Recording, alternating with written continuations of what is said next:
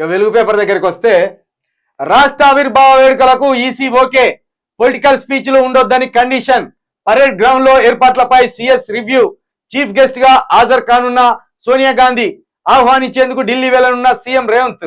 ఇక మళ్ళా ఢిల్లీ బాట పట్టిండే మన ముఖ్యమంత్రి గారు, మళ్ళా ఢిల్లీ బాట పట్టిండు.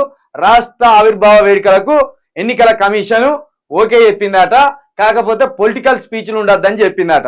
ఇక నువ్వు సభ పెట్టినాక పొలిటికల్ స్పీచ్ లేకపోతే ఏమంటారు?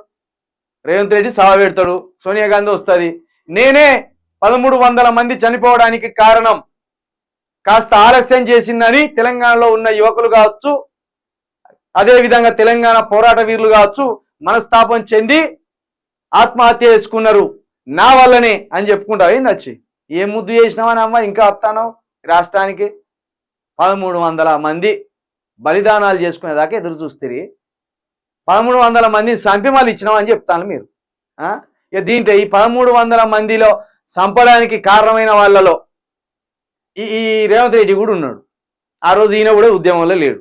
మళ్ళీ వీళ్ళే పండుగ జరుపుతాం. ఇప్పుడు చంపినోడే సంతాపం తెలియజేస్తాడు, హత్య చేసినోడే వచ్చి ఓ బోకే ఇచ్చి మళ్ళా ఓ దండ వేసి ఓ శాలువ కప్పి ఆ శవం ముందర నిలబడి సంతాపం తెలియజేస్తాడు. ఇప్పుడు అట్లున్నది. ఇయ్యకుండా ఆలస్యం చేసి చావడానికి కారణమే సోనియా గాంధీ, కాంగ్రెస్ పార్టీ.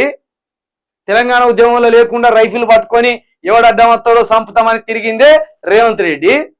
మళ్ళీ వీళ్ళే కలిసి ఈ తెలంగాణ ద్రోహులంతా కలిసి మళ్ళా తెలంగాణ సంబరాలను చేస్తాను, రాష్ట్ర ఆవిర్భావ సంబరాలు చేసుకుంటాను. ఇంత విచిత్రమైన ఘట్టం ఇది, మామూలు ఘట్టం కాదు, ఇది విచిత్రమైన ఘట్టం ఇది.